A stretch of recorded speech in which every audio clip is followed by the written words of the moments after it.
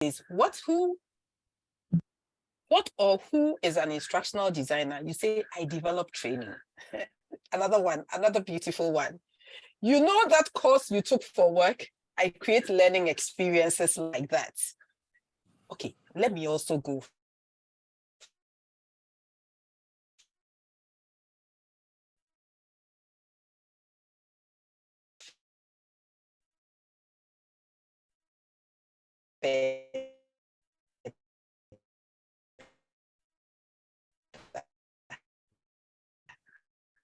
I simplify complex and apply. Isn't that beautiful? Love this. And what is? Please, right now, I want you to think of your favorite teacher and what things that teacher did to enhance your learning experience. Put that in the chat box for us. If the chat box is not around, just put it in Q&A for us for the time being. I just want to know, because as instructional designers, we create those learning experiences for adults. So think back on your teacher. What did your teacher do, your favorite teacher, to make you love learning so much? I want to know, and I'm sure everybody wants to know. I want to know. And because I want you to put it in the chat box, I want to quickly go to, I call her Grand Sœur. She's my big sister, Viviana. Viviana, what is quality instructional design to you? And then when you finish, pass the ball and make sure Dr. Peter Bankole gets it last. Surely, I will. I know he will do a master class of it, but thanks so much, MJ. Yes, I like the fact that you put emphasis on quality, instructional design, and that you also talked about learner-centeredness, and that you also mentioned that there are many people who say they do instructional design just by putting together learning material, which will facilitate learning and which will make the job of the facilitator easy. I think in general, that is it. But bringing in the notion of technology is really the catch, and it is big deal nowadays. We know that communicating effectively and communicating in a purposeful manner, communicating with the intention of addressing and closing performance gaps for the participants and for our clients is what the instructional designer has really at the heart of their job.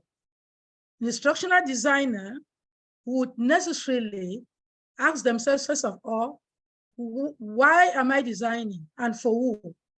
What is the problem that what I'm designing and developing is meant to solve? And how is the information going to be communicated by the facilitator with the participation of the learner in order to be sure that they own the solution to their problem, to be sure that by the end of the training, they are able to effectively apply what they've learned and that the gap has been closed. So that is where technology comes in and becomes very important. And when we talk about technology, we are looking at the persons. For who? Is this technology accessible to the learner? And that is where it becomes very important for the instructional designer to select the type of technology to use in view of the problem meant to be solved and in view of those whose problem is going to be solved, and also who is it that is going to use this technology to facilitate learning and be sure that learning has happened. So that is one of the key things that we must highlight if we want to talk about the instructional designer and the quality and the necessity to embed the right technology, not just technology, the right technology to communicate. And particularly in these days and time when, thanks to Master, I like to say Mr. COVID, we realized that it was very, very important now to get learning not only from face-to-face, but also while using technology, the right technology. And of course, adapting this instructional design. When we talk about technology, we talk about media, and in African context, what does it come to mind? It comes to mind the variety of the types of learners, how they want to learn, because the instructional designer has to think about that right from the design phase. How do they want to learn? What media should be used? What technology should be used? How do we put the material to be used at the level of each category of learner? And what type of problems are meant to be solved? What type of gaps, what type of performance gaps do they need to be able to close? So that is where the adaptation comes in. And when we talk about adaptation, I think I quite remember the fact that we all needed to transform our face-to-face material to be sure that it can now be used online. And that's why I think when Margaret talked about the facilitating online, that's developing material, designing material for online learning, that is where it becomes important. But should this be done only for the literate or even for the non-literate? We've understood that even for the non-literate, they can also learn using technology. And there's a wide variety of this type of technology. And recently, I think I had a discussion with Margaret about how we are using the audio material to also design learning experiences for the less literate, which has become very important for us. So those are some of the points. And of course, finally, how do we harness multimedia power to be sure at the level of instructional design that the learning experience that we are designing, that what we are putting together will be accessible to as many people as possible. And I think recently, I discussed with somebody about how they can use this, they can use multimedia, for example, something as easy as WhatsApp, and then embedding like videos or audio material to communicate and then get assignments done and then feedback received. So all these are things that any good instructional designer have to think about. First of all, who am I? For who is material being designed? To solve what problem? What are the performance gaps? How do I communicate in such a way that in an interactive manner, very important, this material, the learning experience facilitated by a trainer will actually solve the problems in such a way that the learner owns the solution. So we are sure that the learner is going to be able to implement this solution and that the objective will be achieved.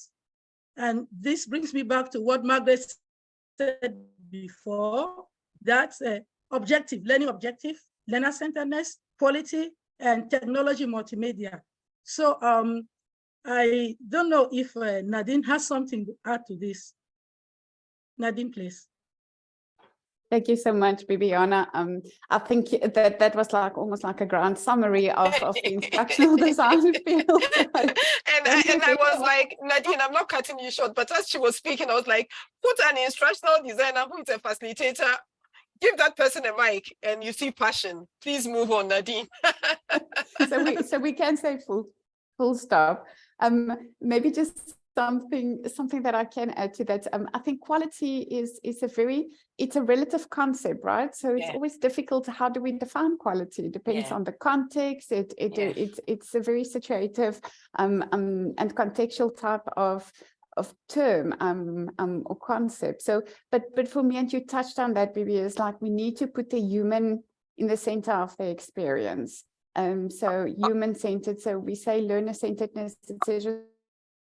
So for me personally, that's what I would like to highlight. And then also the ethical considerations, which we may touch on a bit later. And you also said, and ethical considerations, not within the content, but then also touching things on like accessibility, the inclusivity, creating diverse learning experiences for people. I want to say looking at what we teach and how, from which perspective we teach it. Are we inclusive of all people and not just abilities, disabilities, but considering things such as age and rank and race and this whole scope of diversity that we need to consider, and in the end create expert learners, so learners that's also able to take charge and accountability for their own learning, learn what they need to learn, but then also build their skills to go and apply this in different contexts and even learn in different spaces. Thank you so very much. And I loved that quality is a relative concept. And that's how come we always say as an instructional designer, when you're designing, think about who you are designing it for. I mean, the learner persona is very important. Thank you so very much. Now, shall we hear from Mehdi? Thank you so much, Margaret. A lot of things has been said, so I will add just some few feedbacks, to be honest, because I think the topic is really so important. When you speak about instructional design, this conception pédagogique, as we said also in French, is so important. Everybody see what we say, the tip of the icebergs, you know, the tip of the icebergs is the facilitation. But what is this behind this iceberg? You know, the big mass, the big volume of the iceberg is under the sea. We did say it, but it is the most important things. So that's why I would like to emphasize on this aspect of instructional design, and by just saying some important concept and sentences. What is the business goal? What is exactly the business goal of the organization we are working for or we are designing training? What is the performance objective? And this should be done with a TNA. How could we have information about our clients, about the people who are working with or for? It is with a training need assessment. And this is very, very important, I think. And this is one of the advice that I can give to all the trainers, to all the instructional designers. Take your time to do a proper TNA, because sometimes you are contacted by a client and they say, okay, I have a training plan. I would like to do 2 days training in time management, 2 days training in solving problems, and 2 days training in communication. Is it exactly what we should do for these clients?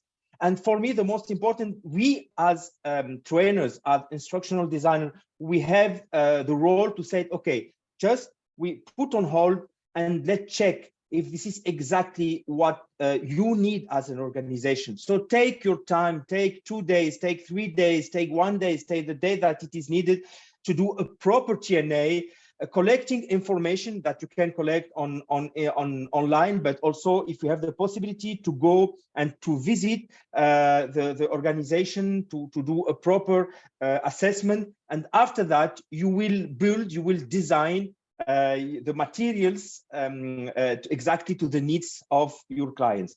If we put this in a context of digital, for me, the digital learning is a new job. We were during 20 years or 25 years, or I don't know how much for each one of us, we were doing instructional design and facilitating for face-to-face, but now online is such a new job. We have to learn about all the experience. It is designing something new. And I will not take too many times to talk about the materials, how it will be customized from online, from face-to-face to online. I think we have other points that you can discuss, but I will just close this section saying 3 things. What are the action that your learners has to take after the training? What are the main action? What you want them to be able to do?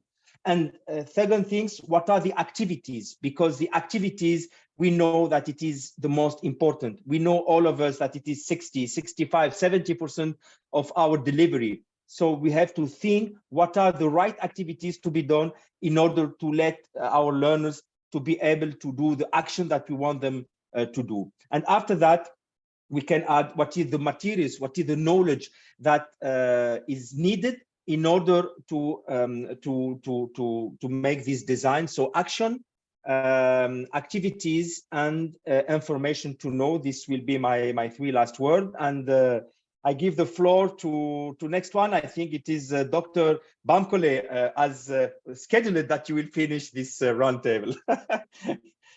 Okay, thank you so much.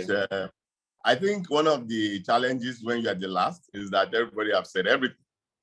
However, I will try to put it in a different perspective, and I want to focus on the power of harnessing multimedia, interactivity, and even personalizing learning to each other. So, you know, people learn in different ways.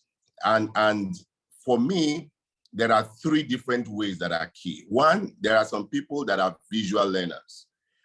There are some people that are auditory learners, and there are people that, you know, they are kinesthetic people. So they like to do things, or, you know, each time they are learning so that they can retain well. So what multimedia and technology do for us is that we are able to put all of these things together that the learner actually enjoys learning. The learner is not feeling that, oh, this is a burden. No. So for instance, I'm looking at the charts and I'm seeing somebody says, oh, I learned from this teacher because she tells stories. Some says, oh, I learned from this teacher because she dramatizes. Now, all of that, and then there's the last one, which is the one I want to pull up, is that I learned very well because this person simplified the principles of mathematics very well. Now, all of these can be done, curated, using technology very well. And I'll give just one example. So for instance, if I want to talk about, let's say, accounting principles, which is very, or could be very difficult, and I want to teach about accounts receivables and account payables, it may be too difficult for somebody that is semi-literate. And all I do to this person is to say, if somebody is owing you, put that figure in your red box. So I designed a red box online, and I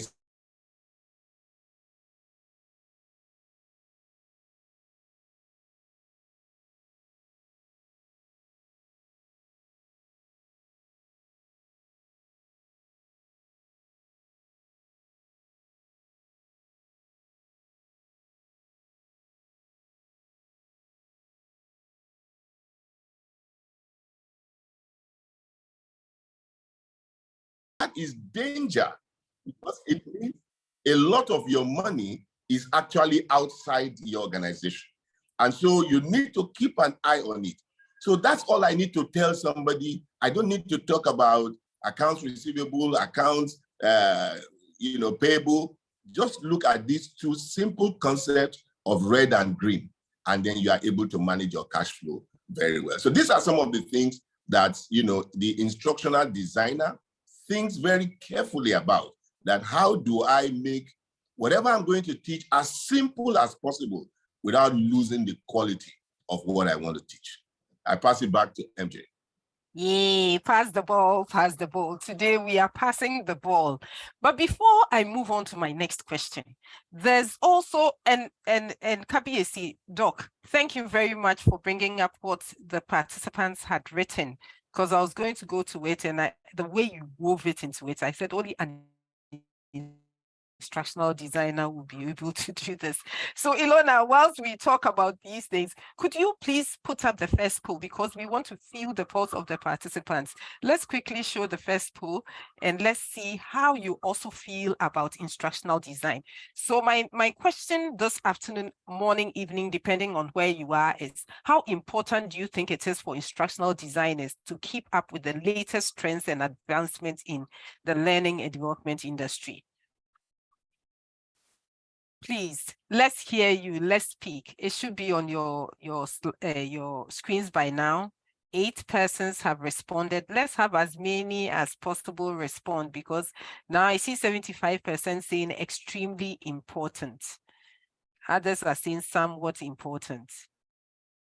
I want your take.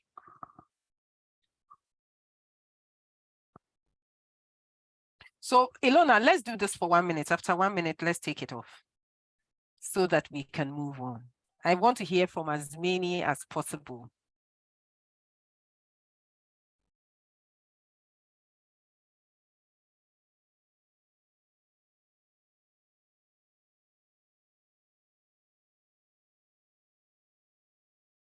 Because after all that Nadine and all the panelists have said about trends, because they were all talking about trends, I want to hear from you what you feel. Oh, Ilona, our minute is even up, but we got 88. Let me show. We have 88%.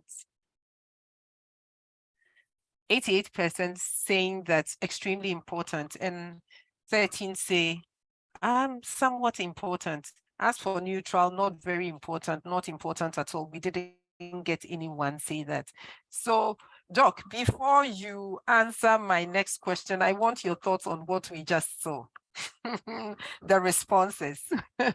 I hope we have not biased them, but the reality is that I am sure from their experiences, they are able to remember that when I learned most was when somebody had taught through before teaching. That's the key point. Yeah. And it doesn't matter whether you use stories to tell it or whether you dramatize it. The fact is that person taught it through. Maybe at that time, the person may not even know that that is instructional designing. However, that person understood that if you don't think it well, so that you can communicate in a very simple language that the audience can hear, then they don't get the benefit of learning. So why do you think instructional design is often considered a hidden hero in the L&D industry? Well, a hidden hero is never seen. So this is, and you see, I would like to use a simple analogy. And I know quite a number of you might have watched Grand Prix, if you love it. It's fast-paced and all of that. But at the center of the attraction is always the driver. I remember there's this guy, Schumacher or something like that. Yeah. This guy was always winning Grand Prix and all of that. And he was celebrated all the time. But the reality is that he was just like a facilitator. The real people that makes him to win all the time are the team behind him that are focusing on the engine, that are looking at which kind of lubricants they should use, that are looking at the tires, the pressure, and all kinds of things, and how all of this mixes together. Those people sit down and say, let us study the path that is going to go through. If it's going to bend at a fast speed, what should be the angle of the axle and things like that. These are all the things they take into consideration. And then the design, and this guy goes and he shines. In the same way, it means that the team behind him are the hidden hero. Now, for the instructional design is a one-man team. So that same person is everything and designs it, but doesn't stand in front of the audience to shine. It makes others to shine. It's like somebody on the field of play. When you play and you pass the ball for somebody to score, the real person is the one that understands very clearly that this is the right person to pass to score. But who gets the golden boot is the scorer. What's so funny when I'm watching football is when they say he gave an assist. Oh, after all my beautiful passes. No, but the assist is very important because that is what the instructional designer is doing. And that work of assist is very important. But normally assist doesn't get the golden boot. I hope you will appreciate the work of assist going forward after today. Thank you. Nadine, do you have anything to add to this? I see we're stuck at soccer and passing the ball, and we're very much on the football field today. So I think one of the things that I wanted to add is that it's also the hidden hero, because most of the people in instructional design happen to fall into instructional design. Yesterday when we had the discussion, I also said that I don't think, there's anybody primary school that says that one day I'm going to be instructional designer, because people don't know what instructional design is, as you pointed out, Margaret. So you don't need a formal qualification in order for you to be in this field. However, it doesn't mean that, there is this huge body of research and practice, and the certification that you can do will help you become a better one. And the analogy that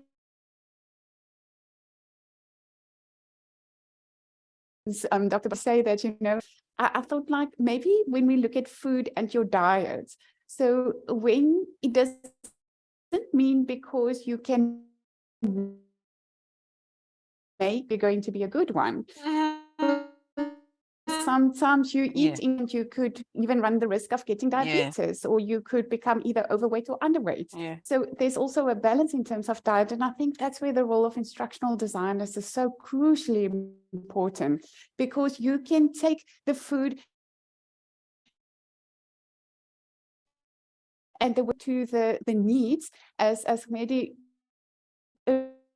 earlier pointed out, that DNA.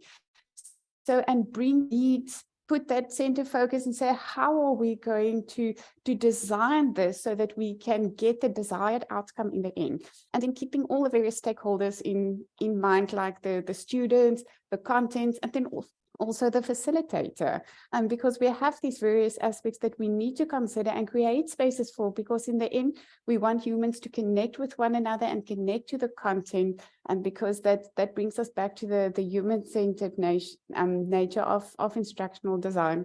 And I think currently one of the big challenges that we had was it Bibiana that spoke about Mr. COVID, move from a very familiar face-to-face spaces to an immediate online space, and transitioning materials from a face-to-face space to an online space does not necessarily work. And people say, oh, this online nonsense. It's because the incorrect pedagogy was used. I mean, people just did it out of survival. But now if you implement the correct pedagogies and strategies, you can design excellent learning experiences for people. That offers much more, I want to say, inclusivity in terms of breaching the barriers between geography and space, creating self-paced versions or online spaces for people that can attend courses from anywhere in the world. And I think that really opens up the education space. And it seems like, that's at the heart for most of the people here. We can talk forever about this, Margaret, but I think I'm going to land it there for now. Okay, thank you so much, Nadine. I'm loving what I see Ferdinand right here. He said, don't you think the manager is the instructional designer in the case of football? Ferdinand, I want to be the manager. As an instructional designer, I think I'm the manager. I don't like any assist. I agree with you. And that's how come, and it's true. You know what?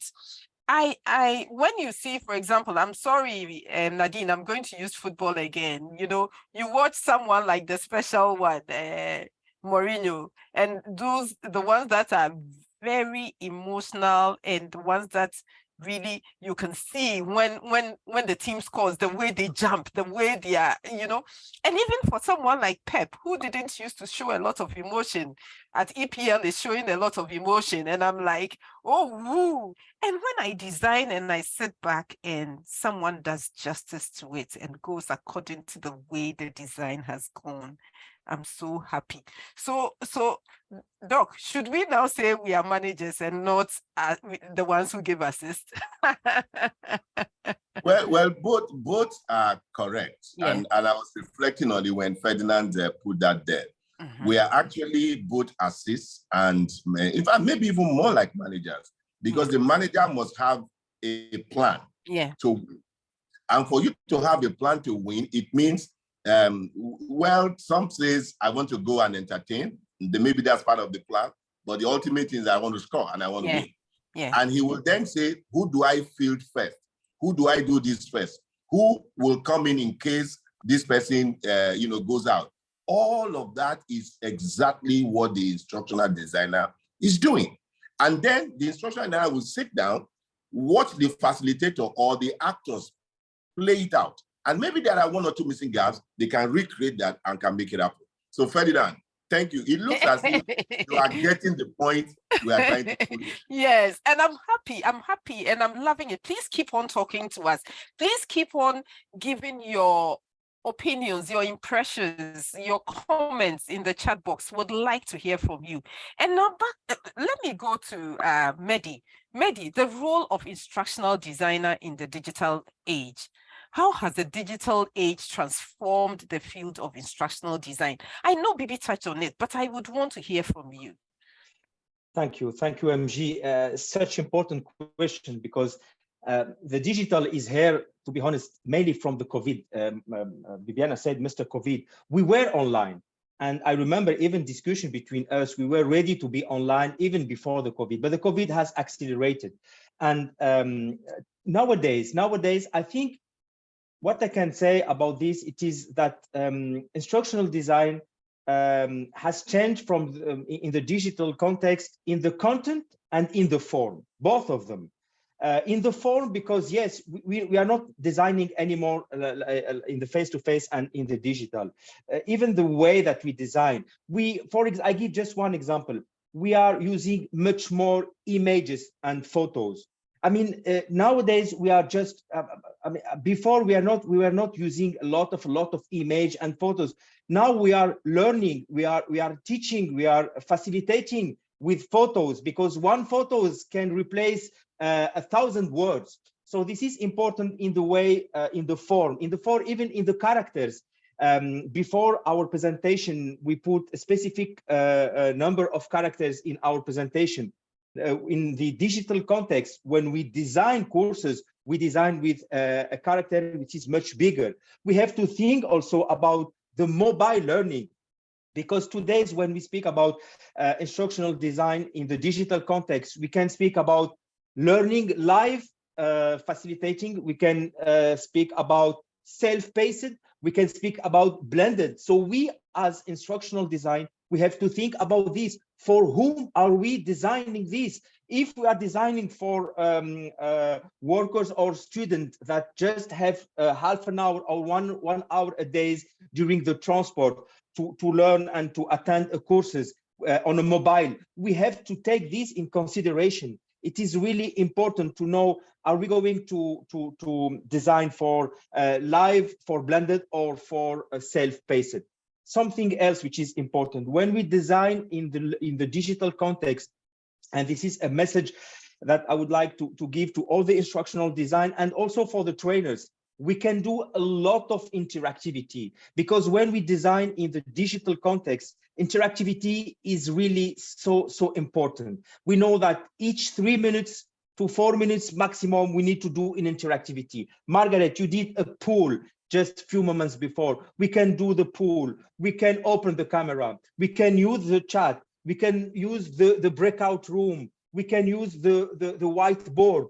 All those are tools in the platform that you will select that should be integrated in the instructional design and the way of how you design your courses for the learners. So my only feedback that I can say from the last 2 or 3 years that I was facilitating and designing courses is, do not be afraid of designing in the digital context. This is the future. It's not the future, it is the present, because we already started. And also in the African context, we have so many challenges in the African context. And why it is so important to have an instructional design of quality in the digital context, because it is like an agreement between the learners and the learnee and the attendees to have this objective. We have to attend objective, and we have so many challenges. So my recommendation is, yes, integrate totally the digital in the instructional design, and do not be afraid of designing in the digital, because you have a lot of tools. Just one advice, you have to select the right platform. You have many, and we are not here to do any advertising for this or that. You know them. There is WebEx, there is Zoom, there is Teams, there is Google Meet, and other that can be also created by engineers. But select the right, and you have to really work as a team with also the IT that can help you as an instructional design to design the proper content for the digital. You have also to review the duration of the courses, because it's totally different if you're going to design a courses of 2 hours, of 2 days, or a pack of 10 days. The budget also, what is the budget that you have to design courses in the digital context. So Margaret, a lot of things that we can discuss, but yes, the future is digital, and it's not the future, it is the present. So I think we are all in the same boat. Yes. Okay, thank you. That when you say the future, then you say it's the present. Now, can we hear from Bibi? What are your thoughts on this? Grand Sœur. Oh, thanks very much. I think Mehdi literally said it all, but I will just seize the opportunity to do a little bit of summary in French, because I have people who are saying they are very interested, but they can't hear. So, par rapport à la conception pédagogique, ce que nous sommes en train de dire, c'est qu'à cette période où l'approche est digitale, à travers la technologie, nouvelle technologie, c'est quelque chose que le concepteur, la conceptrice pédagogique doit prendre en considération, parce qu'une fois que les besoins de l'apprenant sont déjà identifiés, et qu'est-ce que le concepteur pédagogique doit faire? Il doit alors penser comment est-ce que je peux agencer et mettre tout pour faciliter le travail des facilitateurs. Comment est-ce qu'on doit communiquer pour pouvoir alors atteindre l'objectif même de l'apprentissage? Alors, de nos jours, il faut penser aussi, il faut intégrer la technologie, qui n'était pas le cas. Et quel type de technologie? Et c'est pour qui? Et ceux qui veulent apprendre, comment est-ce qu'ils peuvent être accès? Comment est-ce qu'on peut rendre cette technologie accessible à eux? Et pour cela, je pense un peu à un projet qu'on avait fait pendant la période de Covid, où à cause de problèmes avec l'Internet, ce n'était pas possible d'utiliser, par exemple, les Zoom et autres. On était obligé d'utiliser le WhatsApp et de chercher à utiliser le WhatsApp groupé et puis par audio, et ce n'était plus possible. Et de nos jours, ce qu'on a fait pour améliorer, c'est qu'on a maintenant développé, par exemple, les messages audio pour envoyer aux personnes peu lettrées par rapport au chat ou bien au postal que nous on préparait avant. Donc, qu'est-ce qu'on peut conclure? On peut conclure que la qualité de la conception est très importante, et comme on a dit tout à l'heure, et que le concepteur, la conceptrice est un héros caché. Pourquoi? Parce que si la conception n'est pas bien faite, alors l'objectif ne pourrait pas être atteint.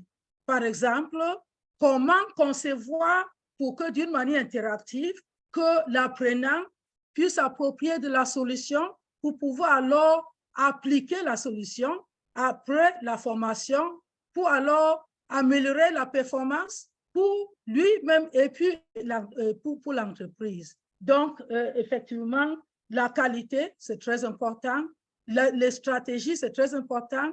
Quel type de technologie, c'est très important. Optimiser sur les différentes variétés que l'approche multimédia nous présente. C'est très important. Donc, c'est ça, et je m'arrête là. Merci beaucoup, Bibi. Vous êtes très gentil. So back to Bibi, I think I come back to you. Okay. I come back to you, so please don't go away. I'm not allowing you to pass the ball to anybody. I want you to answer my next question for me. And that one is on balancing technology and human-centered design. So how do you balance technology and human-centered design? Thanks so much, MJ. I won't go anywhere, but I'll certainly pass the ball somehow, eventually. So yes, that balancing is very, very important. These are people who have been used to face-to-face and who had thought that face-to-face is better because they are interacting with people that are in front of them, and that they're able to see also the body language, sometimes learn from the body language of the facilitator. Now, you, the instructional designer, how do you leverage? How do you leverage in order to be sure that the digital age is not seen instead like an obstacle to that warmth, the interactivity for the learner. So when you design your material, when you put together a material, you have to be able to leverage on the advantages of the digital age. For example, we see that we can encourage interactivity by having virtual learning groups. I can think of something as beautiful as the breakout rooms, which personally I found difficult learning how to use, but finally I'm so happy. Should I tell them? I remember very well, Bibi.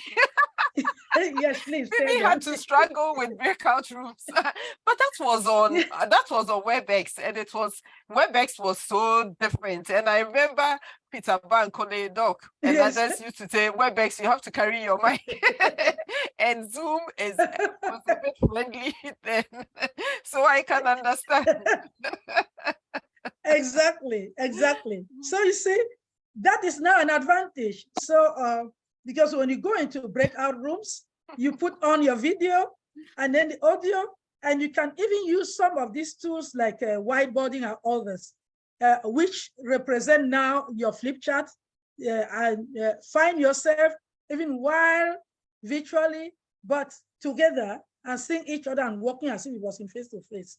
So we have a lot of what we can harness from the digital approach, and still get people interact, and still get people at the end of the day being able to build networks, which is very important, that can be useful to them after the training. And who does that? The instructional designer. Yeah. The instructional designer, to the extent that something that I want us actually to focus a little bit on is the instructions that you give in the speaker notes, which are very important. Yeah. You see, so it is a job which, if well done, any good facilitator should be able to work in an interactive manner with the learners to assure that the objective learning has happened and the objective of the training has been achieved. I love it. I love it totally. Thank you very much. I mean, and yeah. Please go on. Yeah, and I was just thinking that Nadine or yes, Nadine is ready. Yes, but I was just giving an aside. Yes, MJ, thanks so much. Yes, you're welcome. I was just giving an aside that I love it so much because I always say a good instructional designer can make any facilitator look very professional. Yes, pass the ball to Nadine. And hence why they are called the hidden heroes. Yes, because yes. So thank you so much, Bibi and Margaret. So again, focusing or coming back to the human-centered design, I quickly want to share a story. When I was at the University of South Africa and I just started as the digital teaching laboratory manager, this was about 2016, this was pre-COVID.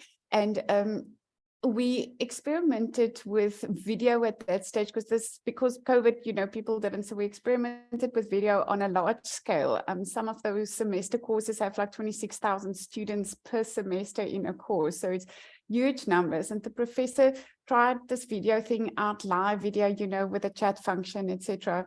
And then one day a student arrived at his office. Now, University of South Africa followed at that stage a correspondence model, so almost no face-to-face contact with students. And now Anna students arrive at his doorstep and she starts to speak to him.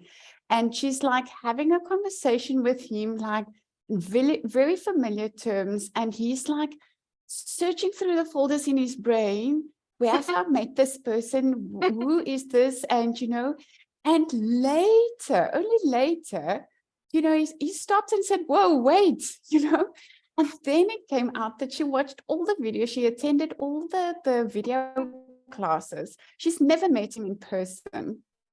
But what it did show us, she felt like she knew him and her expectation. So the experience on her end was that he should know her too, which was impossible. He has never seen her before. But if you as a learning or instructional designer, you should harness this, because this is how we bridge the gap in education. This is how you make the learning personal personal for that person on the other side of the screen in the digital age.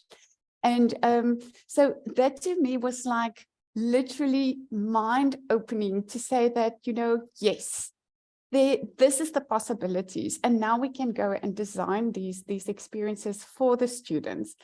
And I think as an instructional designer, if you are human-centered and have that focus, there are several places in the course design process where you can literally focus on this.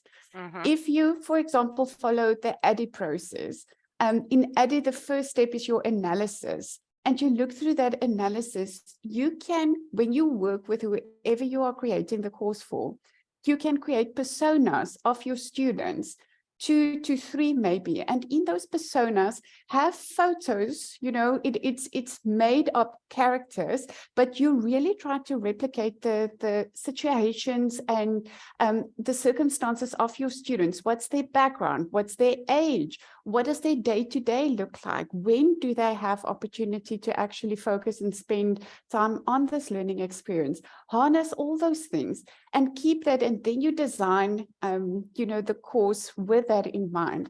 And when your students then arrive, you design the course, and then in the development phase and the implementation, when the students arrive at the course, I usually like to have a pre-survey built in the course in that week 0, that orientation week, etc. Have several questions that you send to your students and create these golden opportunities to create rapport with your students and for them also to give the feedback and harness that, keep that also, and then start checking that against your personas that the students that you were thinking that's going to come, and now the students that actually are in your course. So that's one. And then the evaluation at the end of the course. But I also always encourage people to have like a mid or a micro evaluation sooner, because it's I don't want to say but it's no use for the current students in the course if you only get the evaluation at the end. The end evaluation is useful for the next cohort of students. But if you get those earlier evaluations, you can make adaptations in the current course, which could make a difference for those students that's taking your course immediately. And I think these are some of the ways that we could really put the human first in the courses and then create those opportunities. And I loved how Bibi also said the networking. So create spaces and opportunities for them to connect with one another, to build those communities of practice, not just inside the classroom, but especially after, to have that support system. So I think that's something really valuable. And we cannot stress this enough, but building the accessible and keeping the DEI, which is the diversity, equity, and inclusion, front of mind the whole time.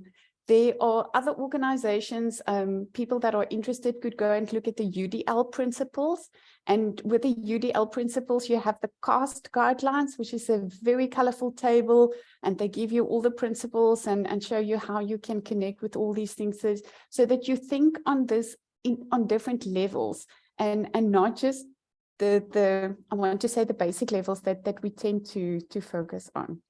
I'm going to pause here. So do I pause I'm hitting You're the ball passing the ball towards to me. Pass the ball.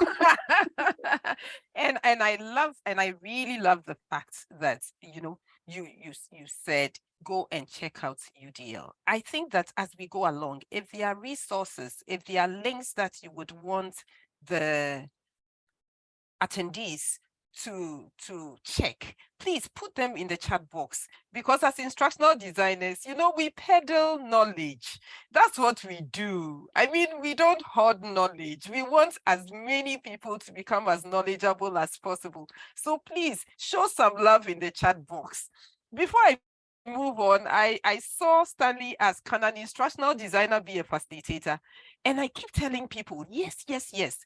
I think that my facilitation skills went up about 200% when I became a certified instructional designer. You know, so when I stand to teach, I get it better. So I suggest, and I will encourage all facilitators in the house today, to look for the instructional design course. IFC has instructional design courses. Go to the Grow Learn Connect platform, and I'm asking Ilona to put a link to the Grow Learn Connect platform. LPI has instructional design courses. Get certified. You will love it. But before I preach and go on talking about the beauty of instructional design, I want to go back to my good friend. I call him the grandfather of L&D. Dr. Bankole, my grandfather of L&D. So, empowering learners in the digital age. In this age, how can instructional design empower learners to take ownership of their learning journey? I know you love storytelling, gamifications. Bring it on, Doc. Bring it on. They want to know, just like I want to hear more. But Okay. before you speak, I would like to make a little announcement. Because we started late, it looks like we are running late. Kindly bear with us if you can stay. Otherwise, I know Ilona is also recording it, so we will share the recording as well. Doc, please take us away. Okay. Okay, so in the last several years, even prior to COVID, I've had to design for young people. You know, in Nigeria today, and maybe even across Africa, more than 2/3 of our learners are actually young people. And so you have to meet them at the point that they enjoy doing whatever they're doing. And gamification is one of them. And so I design, after teaching a particular principle, I love the way in which we talk about, Nadine talked about not waiting till the very end before you start asking about, what they are learning. So in fact, you keep checking and rechecking, they are understanding what you are teaching them. And gamification is a great way of doing that. So for instance, I teach you about, let's say, principle A, and then I will then give you some kind of game. It could be crossword puzzle. I would like to do that. And then in that crossword, you have key things that I've mentioned in that particular principle that I've taught you. And then as you do that, I am reinforcing your learning. So that's one simple way. The second one could be, and I see a lot of people talk about this, which is storification. Yeah. And for me, storification works even better when people don't see you. If you have a good story, you can teach people very well. When we wanted to teach people using the mobile learning, we were good in teaching the subject. We were good in designing a lot of things, but we were not good in delivering to audience that we don't see. That's the difference. So whether you are doing online or face-to-face, you are seeing the audience. But when you don't see the audience, it's a different skill set. So we had to go to people that work in the radio, that they have massive followers. People don't see them, but they follow them very well. And it's very interesting because by the time we brought in 2, 3, we call them on-air personalities in the radio station. And they showed us how you can mobilize and get people. They use all the things we did, get their attention, blah, blah, blah. And you can do all of that when people don't even see you. For instance, the guy can start a class and say to you, how come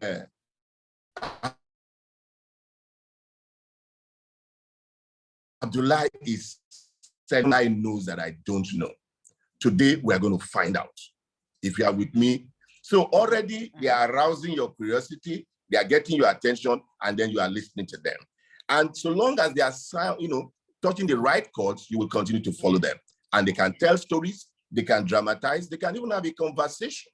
So when you have 2 or 3 people having a conversation about a principle or a key thing you are teaching, then we have, all of those things. But one interesting thing about mobile learning, which was mentioned earlier, is that mobile learning has to be designed in a completely different way. Yes.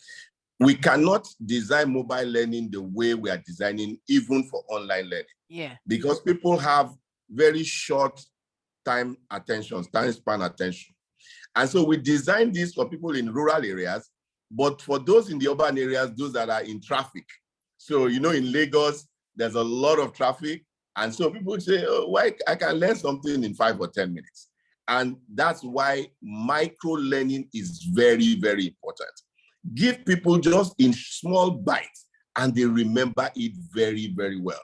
And to make it easier, what we did was to collaborate with the telecoms company and say, can you give us a short code like 777?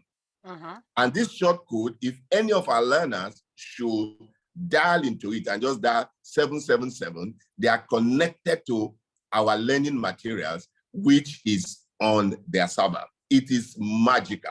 And you just go 777. So long as you are registered, you start learning. And it could be 5 minutes, 10 minutes, 15 minutes, depending on, and the way we have even designed it is that if you learn for 10 minutes and you didn't finish it and you just get out, when you come back in, the system will ask you, do you want to continue where you stop? Or do you want to go back to the beginning? So you can fast forward, you can rewind, you can do this. These are ways that instructional designers must think about the challenges. And then the final point that I would say is that it's good that, in fact, very interesting that Nadine talked about the WhatsApp one and everything. We use that a lot, but in some cases, if you're not careful, it could be one way, which was what she has described. And so what I do is that I can record a short video of 5 minutes to situate a problem. Yeah. And then I throw it into the WhatsApp. Yeah. And then the people have to think about it. And then they give me their comment. So it's like a case study that we normally do. And then people will start discussing. But you will now see that there are different people. Some people will reply you by sending text or chat.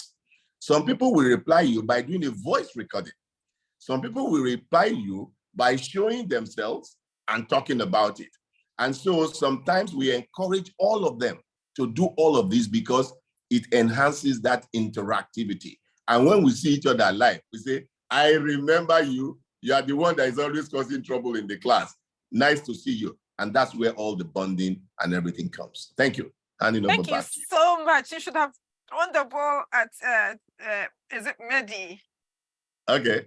Mehdi, any thoughts on this, please? Yes, what can I add, Margaret? It was so so great insight from Dr. Bankole. Just very quickly, yes. I think we said that there is 3 main,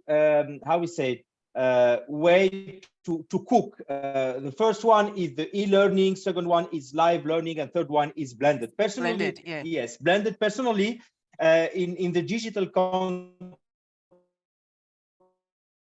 and in our continent, in Africa, I think that the blended one could be one of the best one, actually, because we need to be on digital. We like also to have interactivity, as it was mentioned, actually. So yes, blended for me is important. And just to a very quick comments also about digital and the role of instructional design in the digital context. It is the learning by emotion. I think the future also, yes, I think gamification is incredible and it is the futures. And what I heard also recently is that the learning by emotion, to connect an emotion to the learning, is also something that will have a big added value to the way of that we are learning and teaching, and how the learners can accept your knowledge or your skills. So emotion by learnings, it's nowadays, for example, used in very big companies. I saw that in a very big international tourism company. They were focused only on the training by emotion, even to learn in different departments like hospitality, restoration, and entertainment, and so on. And they really built how they design their courses. It is based on the emotion. So probably it could be a good topics for one of the future of our webinars, Margaret, to see also.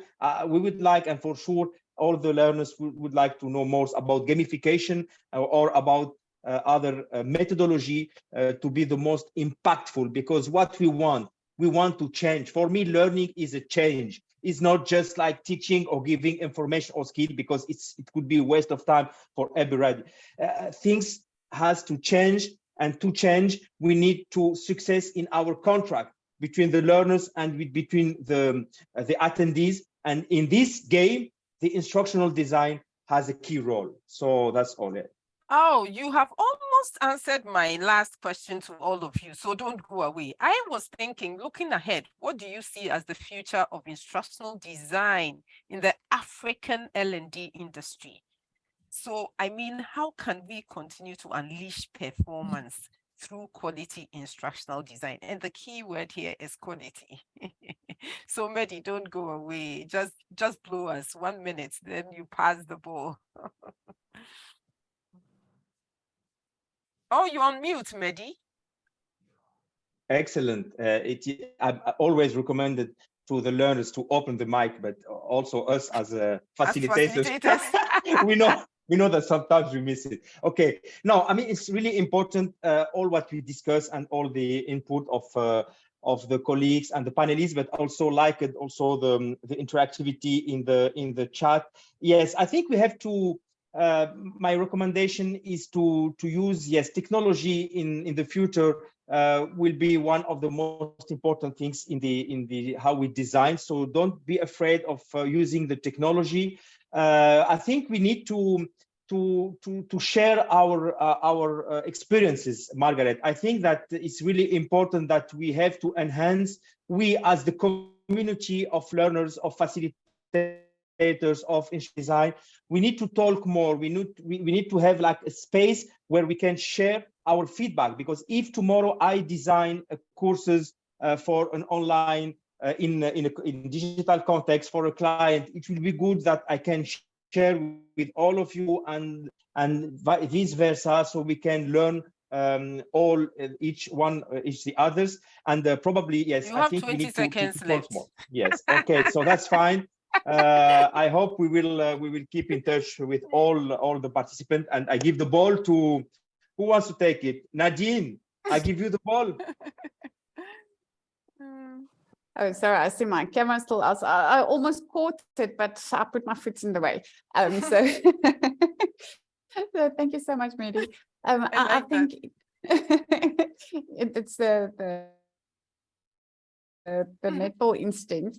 I think in the African context, what we should also leverage, and I think we're not there yet, is to really look for collaborations and harnessing the networks, the existing networks of knowledge, and bringing instructional designers in contact with facilitators, so that we can really enhance the network and the stability of the space, to broaden it. And I think, that's can be done through government organizations, nonprofits, corporates, whatever the case. So I think there's a lot of opportunity in that space. And so I think also going forward would be really great for just taking things forward is, I think much has been said about the flexible and the blended learning approaches. We should also consider the cultural relevance of the spaces, and be very careful not just to go and take what's referred to as the global north or the westernized approach to doing things, really interrogating our space. What is it that our learners need? And this brings us again back to, really knowing your students, doing that needs analysis, but not just the need, but interrogating the students attending and the learners coming to your courses, and addressing those through the courses. And I think microlearning, shorter spaces, providing more opportunities, stacking these, so that, and that also allows for people to create personalized learning paths. So it's not a one-size-fits-all approach. It's like, what is it that you need in your job, or where you see your career going or your future going? And you can build from a certain stack of or group of courses and create a learning experience for yourself. So I think the exciting part of this is there's a lot of work that still needs to be done. Thank you Done. so much. Thank you so much. But Nadine, like what you said about instructional designers in Africa coming together. And this year, this is what L&D Africa aims to do, to bring together the instructional designers on our continent. Yes. It is very important, and we will come back knocking on your door. Welcome. Thank you so much. Now pass the ball.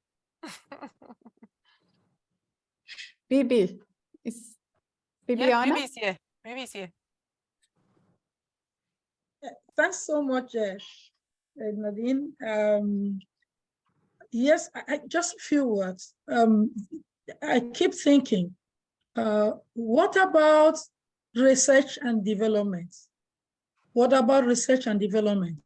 Where we as instructional designers in Africa, in cultural context, like what Nadine just said, see how we can share the best practices and have a forum where we can use this to customize the whole approach, the whole concept into our own context. And I like so much some of the experiences that Dr.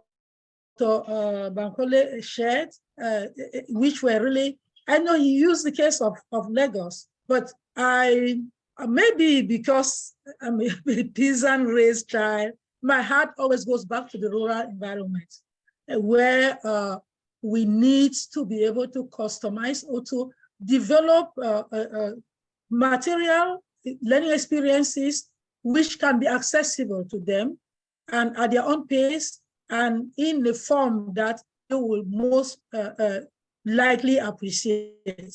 And so I mentioned something like the voice messages, the voice through WhatsApp and others.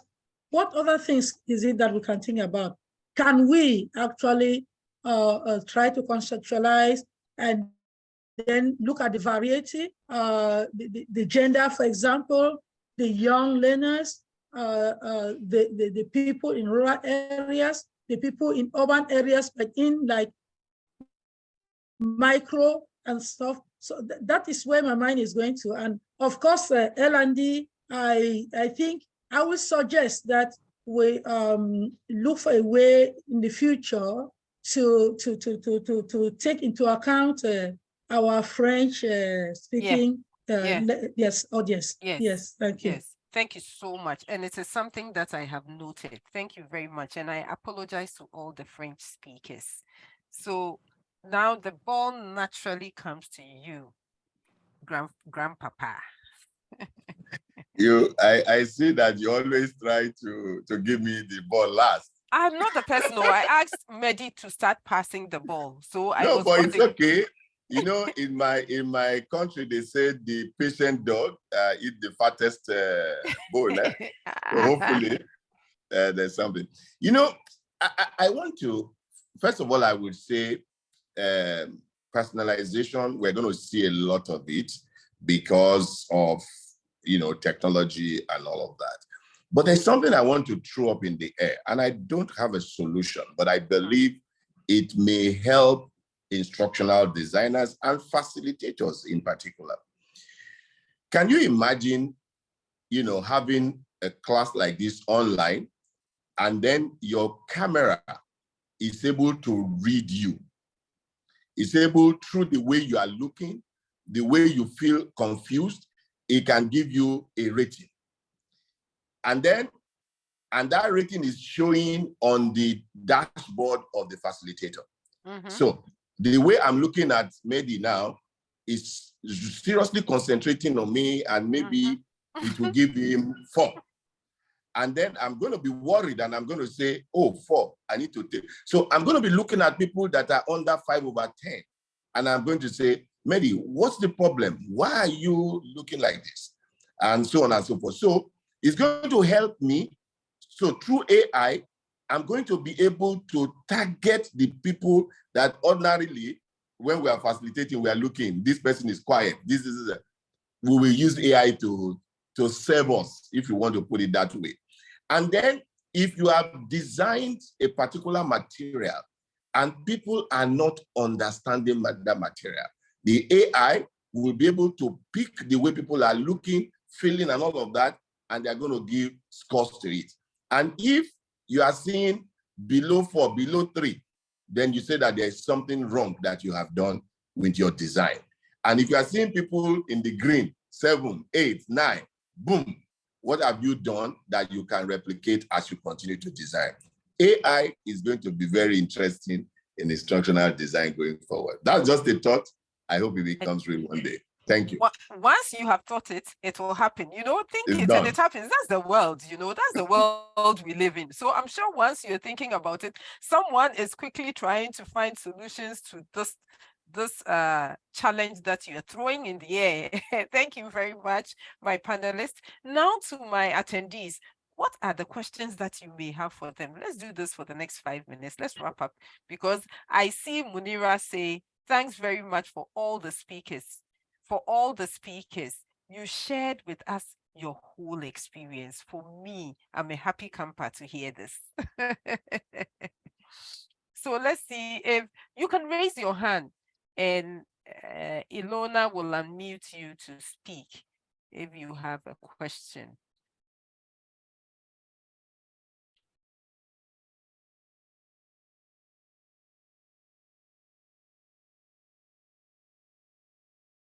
I think you did justice, and people were just commenting and you were responding as we went along. So for an interesting reason, there's no hand up and the participants are here. So I think I should do what I do with the participants, to say, raise your right hand, take it to your left scapula, give yourself a pat on the back and say, well done, well done. To the panelists, well done, well done, well done. You've done a very good job. So I'll wait for a few minutes. If we don't get it, we will say bye-bye and convene another day. But what I would like to say, I would like to use this opportunity to say a very big thank you to the attendees and the panelists. My panelists, you've been awesome. Thank you very much. I mean, if I wasn't an instructional designer myself, I would be looking for the next course on instructional design to attend. Go to the LPI website or contact Rainbow. Ilona, please put the Rainbow Consult email address in there. We offer courses in instructional design for LPI and IFC. Bibiana, put your number and your contact, and Mehdi, they all provide instructional design services, and then EDC as well. So we are all here to serve you.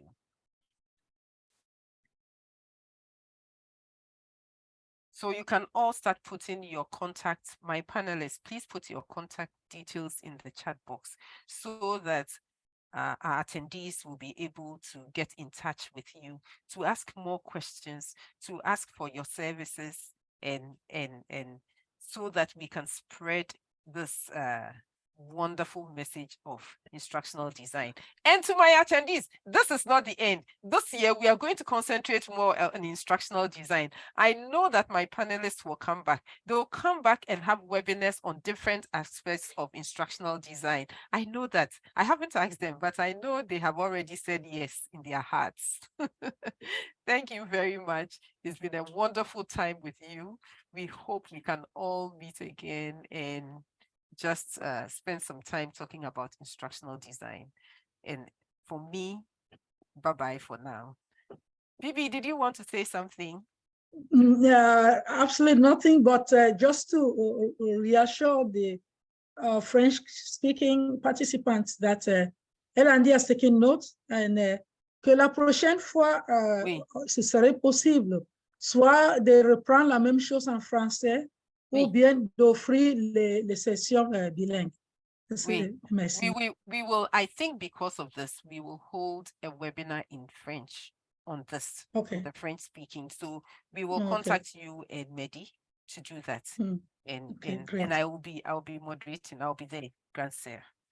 So we will try and do this in French. So the French speaking countries should look forward to it. Okay. That will we. Okay. Thanks very much. I loved it. And maybe bye, next time. Bye. We'll talk to Mehdi and Bibi. Dr. Bankole. Bye-bye, Very everybody. nice. Yeah, Dr. very Bankole will nice, speak French. Yeah, Oh, on y va. Great. Hey. When you use the example of traffic in Lagos, I was hoping you to say something about music, because you guys are trending in Afrobeat. I could have Oh. also So used maybe that as well. I have many stories. Akofa, thank you. Akofa says it was good and they loved the conversations. So thank you. Merci encore.